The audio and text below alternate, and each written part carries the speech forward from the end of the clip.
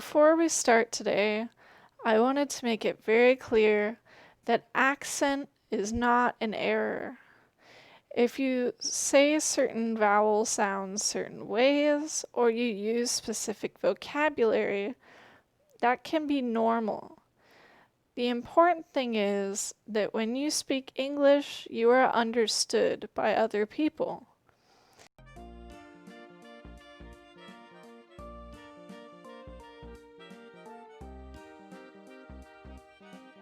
Hi everyone, it's Tips with Elizabeth.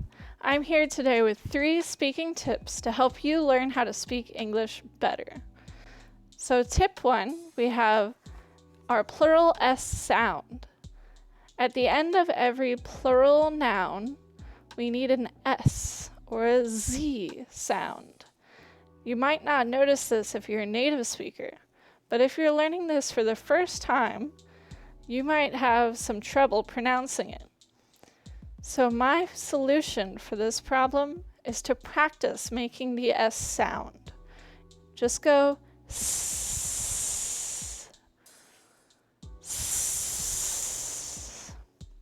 It seems really silly, but it does help bring awareness. It brings your attention to that sound.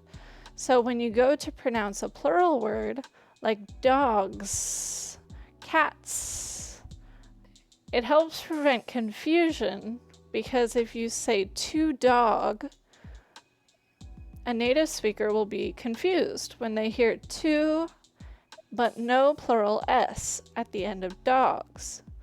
So they may ask you, what do you mean? Was there one dog or two dog? Two dogs, right? So my second speaking tip for you today is about intonation. Many of my students use flat intonation even when asking questions. Flat intonation is used mainly for sentences. I go to this middle school. We want to use a flat intonation for sentences, but questions should always have a rising or falling intonation. That means the end of the sentence should go up or down. You do not want your sentences and your questions to sound the same. Your statements should sound different from your questions. You can have the same issue where all of your sentences have a rising intonation. This makes it seem like you're confused. You're not sure if what you're saying is true or not, so everything sounds like a question. Let me give you an example of intonation. Is your name Elizabeth? Yes, my name is Elizabeth. So when I ask, is your name Elizabeth? Elizabeth sounds high. My voice goes up because it's a question. If you ask your questions with the flat intonation, is your name Elizabeth? Is your name Elizabeth? It doesn't sound like you need any help. You don't need a response. So if you are asking questions like, can I have some water? Could I have more napkins? Could I have a fork? If you're often having the problem of asking a question and no one responding to you, you might have this problem. Remember, questions should have a rising or falling intonations. Your questions should not have a flat intonation. My last tip for you today is about stress. Stress is when you say a word loudly and clearly. You want to make sure that you're stressing words that are important for the meaning of your sentence. You want to say the words loudly and clearly if the word is important. My name is Elizabeth. Elizabeth is important to the sentence, so I say Elizabeth loudly and clearly. Something like my or is not stressed. My name is Elizabeth.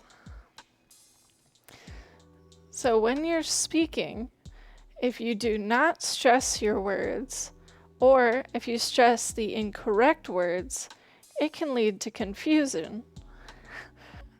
You stress the words that are important to help them understand what you're saying.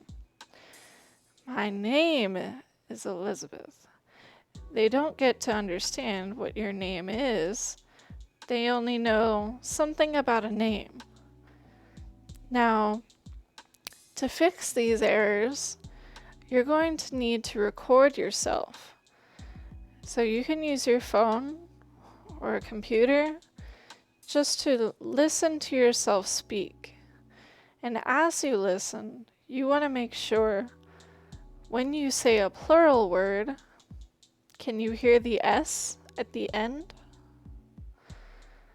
When you ask a question, do you change your intonation?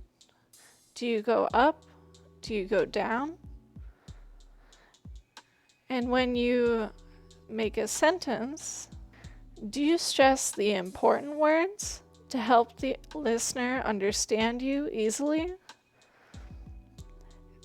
This can be done alone at home, just with your smartphone, or even better, have a friend talk with you in English. Have a discussion about something simple. What's the weather like today?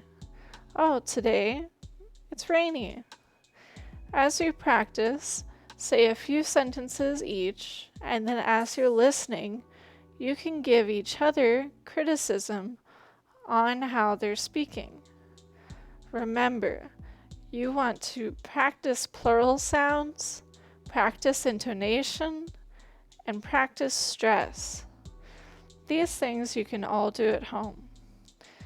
Now, if you found this video useful, I'd like you to do me a favor and share it with someone that you know.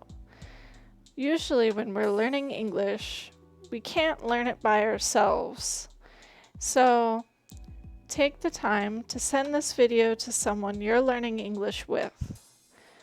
That way, you have something more to talk about. It's always funner when you're learning with other people. That's all for today's video. I hope you liked it, and I'll be back next time with another video to help you learn English. Let me know in the comments down below what kind of videos you would like to see. And make sure you subscribe so that way when I make that video, you get to see it first. Thank you. Bye-bye. Is that cute? I don't know. Do I need to be cute to teach English? No. Do I try? Yes. Okay.